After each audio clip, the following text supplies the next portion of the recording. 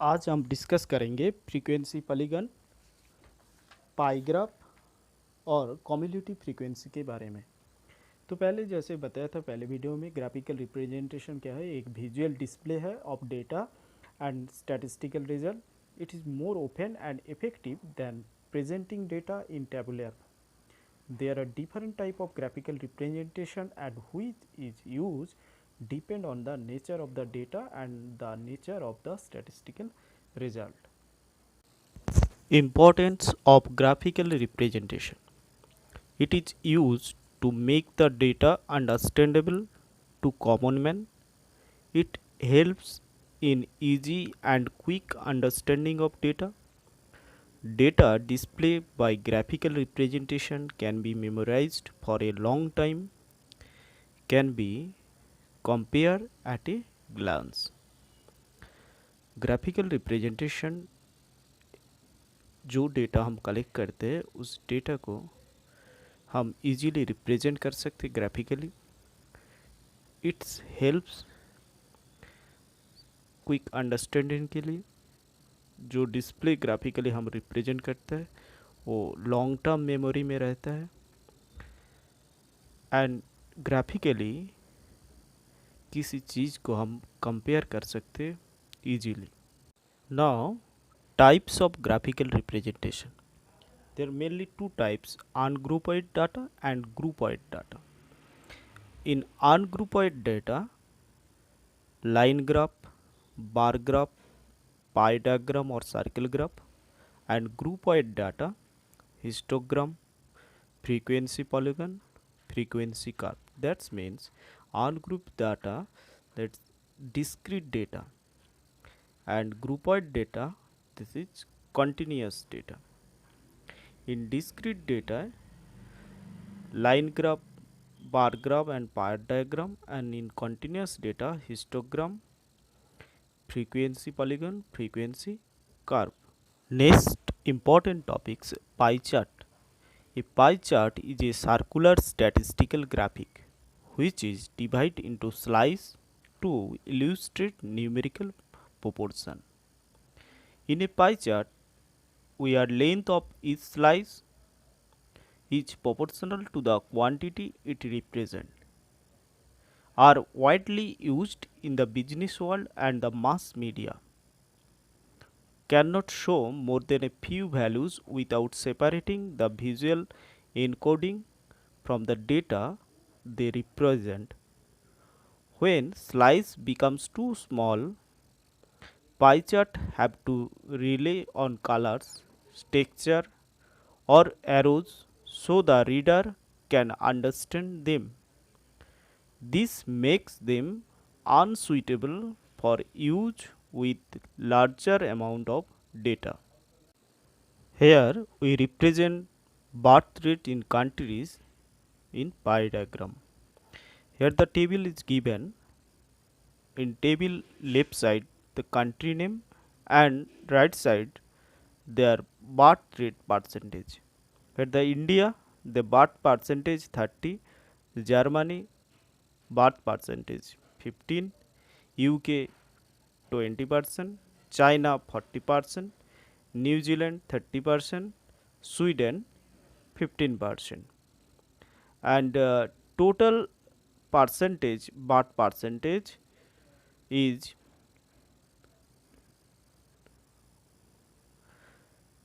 100%, and in this case we represent this data in circle. Here first draw a circle and this total circle portion is 100%, and then draw the color with the percentage of India at the 30%, draw in blue color. Next Germany and UK, China, Netherlands, divide the circle in their percentage wise. Total circle percentage is 100%, and now divide the portion of each color by the percentage of each country's birth rate. Pie chart की और एक example अगर हम ले तो देखा जाए किसी का फेवरेट टाइप ऑफ मूवी, तो जो फेवरेट टाइप ऑफ मूवी के जो लिस्ट दिया है, जिसका कॉमेडी है 4, उसने बताया जो 4 कॉमेडी मूवी है, उसका एक्शन फिल्म 5 मूवी इस तरह का है, रोमांस 6 मूवी का है, ड्रामा टाइप का 1 मूवी है, और SCI FI की 4 टाइप्स की मूवी है। जो टोटल उसका फेवरेट जो मूवी है, उस फेवरेट मूवी को अगर ग्राफिकली आप पाई चार्ट से रिप्रेजेंट करें तो कैसे फिगर आएगा, इस तरह का फिगर आ जाएगा। तो टोटल सर्किल की जो पार्ट है 100% है, उस 100% की उसमें कॉमेडी पार्ट है 20%, एक्शन 25%, रोमांस 30%, ड्रामा 5%, और SCI FI की 20% टोटल ऐड करके हमें टोटल 100% ही मिलता है। तो उसको अलग अलग कलर से हमने डिनोट किया है। ठीक है, ये होता है पाई रिप्रेजेंटेशन ऑफ ग्राफिकली कोई डेटा को पाई से रिप्रेजेंट करना। Next we discuss the frequency polygon. The frequency polygon is a graph that displays the data by using lines that connect point plotted for the frequencies at the midpoint of the classes. The frequencies are represented by the heights of the points. For example, we take the histogram data in groupoid data, in continuous data represent first the histogram and take the midpoint of the class interval, each class interval that take the midpoint, and then locate the mid portion of the groupoid जो interval and point out the interval midpoint, then connect the curve connecting the midpoint of this interval, and this interval connected by the midpoint of each interval connecting we get a curve. This curve is frequency polygon. Next जो frequency distribution table है, इसमें discrete frequency distribution table है, इसको हमने continuous frequency distribution table में convert किया है। जो डिस्क्रीट फ्रीक्वेंसी डिस्ट्रीब्यूशन टेबल है, जिसका वेरिएट है 5, 7, 10, 12, 21, 24, 28, और उसका करस्पॉन्डिंग फ्रीक्वेंसी दिया है। तो हमने क्या किया, कॉन्टिन्यूस फ्रीक्वेंसी डिस्ट्रीब्यूशन टेबल में ट्रांसफ़र करने के लिए पहले हमने इंटरवल 5 इंटरवल में हमने डिवाइड कर दिया।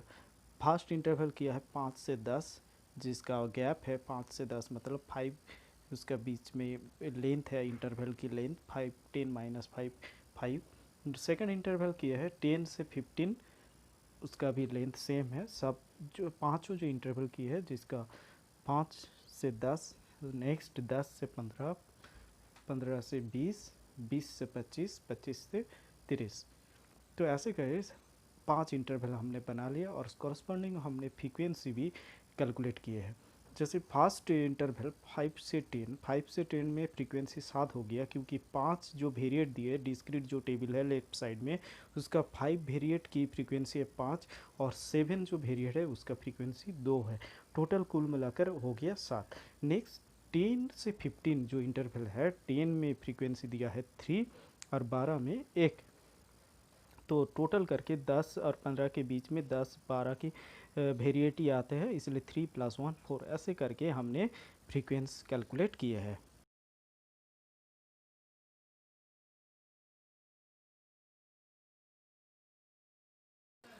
फ्रीक्वेंसी पॉलीगन की और एक एग्जांपल हमने लिए है। फ्रीक्वेंसी पॉलीगन ड्रॉ करने के लिए पहले कोई जो डेटा दिया गया है उसको पहले हिस्टोग्राम में बनाना है, हिस्टोग्राम कार्व बनाना है, और हिस्टोग्राम ड्राइंग करने के बाद उसका जो इंटरवल दिया रहेगा, उस इंटरवल की मिड पॉइंट, हर इंटरवल की मिड पॉइंट लेना होगा।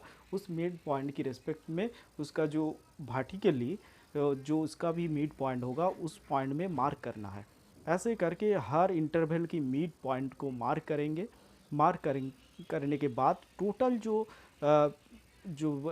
रेक्टेंगल बना हुआ है सबका मिड पॉइंट से कार्व से कनेक्ट करेंगे। कनेक्ट करने के साथ साथ एक फ्रीक्वेंसी पॉलीगन बन जाएगा। यहाँ पे फ्रीक्वेंसी पॉलीगन की और एक एग्जांपल लिया है, जिसमें हिस्टोग्राम बना हुआ है। हिस्टोग्राम की जो क्लास इंटरवल है, उस क्लास इंटरवल की मिड पॉइंट से मिड पॉइंट एक एक करके लिए है, और मिड पॉइंट को कनेक्ट करती है एक लाइन कार्व से। जो पॉलीगॉन यहाँ पे बना हुआ है यही है फ्रीक्वेंसी पॉलीगॉन। फ्रीक्वेंसी जो क्लास इंटरवल की मिड पॉइंट से जाकर जो फ्रीक्वेंसी से कनेक्ट हुए हैं, ये है फ्रीक्वेंसी पॉलीगॉन। यहाँ पे हम बात करेंगे रिलेटिव फ्रीक्वेंसी के बारे में। रिलेटिव फ्रीक्वेंसी क्या होता है? जो फ्रीक्वेंसी दिया रहता है उस फ्रीक्वेंसी से हम रिलेटिव फ्रीक्वेंसी निकालने के क्या करना है, जो फ्रीक्वेंसी टोटल दिया है उसका पहले सम निकालना है। यहाँ पे जो टेबल दिया है उसका क्लास बाउंड्री दिया है, क्लास बाउंड्री के साथ साथ उसका फ्रीक्वेंसी एक कंटिन्यूस एक क्लास बाउंड्री दिया है, उसका करस्पॉन्डिंग फ्रीक्वेंसी दिया है। तो टोटल जो फ्रीक्वेंसी है 1 + 2 + 3 + 5 + 4 + 3 + 2 करके हमने टोटल सम कर दिया फ्रीक्वेंसी का। Total sum of the frequency is 20। तो फास्ट जो क्लास बाउंड्री है 5.5 से 10.5, इसका रिलेटिव फ्रीक्वेंसी क्या होगा? इसका जो फ्रीक्वेंसी है करस्पॉन्डिंग 1 है, 1 divide by the sum of the frequency 20 divide करके आया है 0.05। ये हो गया फास्ट जो बाउंड्रीज है उसका relative frequency. Similarly we can get same result 10.5 से 15.5 जो सेकेंड इंटरवल है उसका फ्रीक्वेंसी क्या होगा?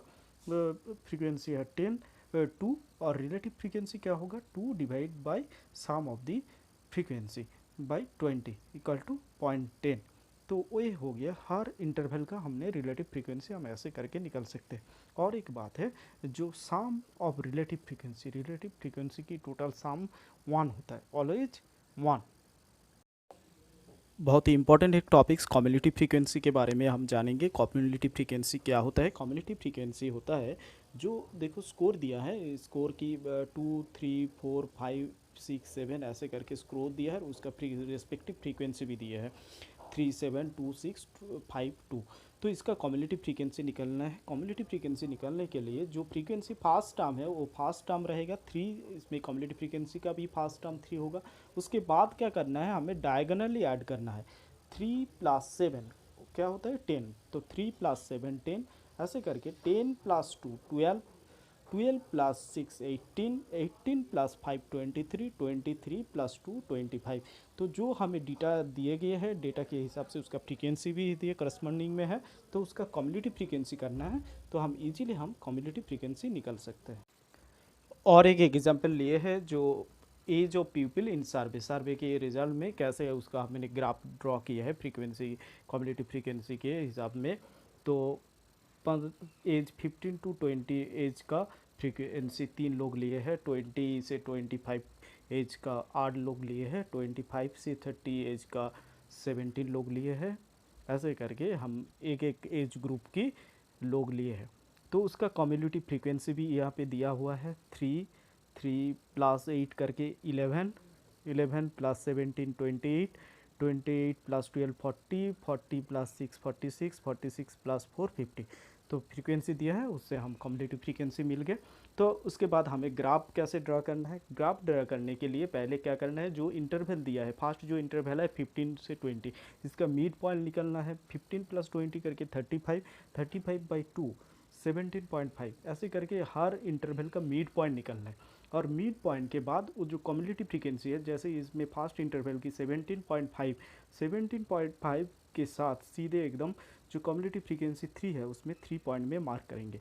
उसके बाद नेक्स्ट 20 और 25 की ऐड करके 45 आया है।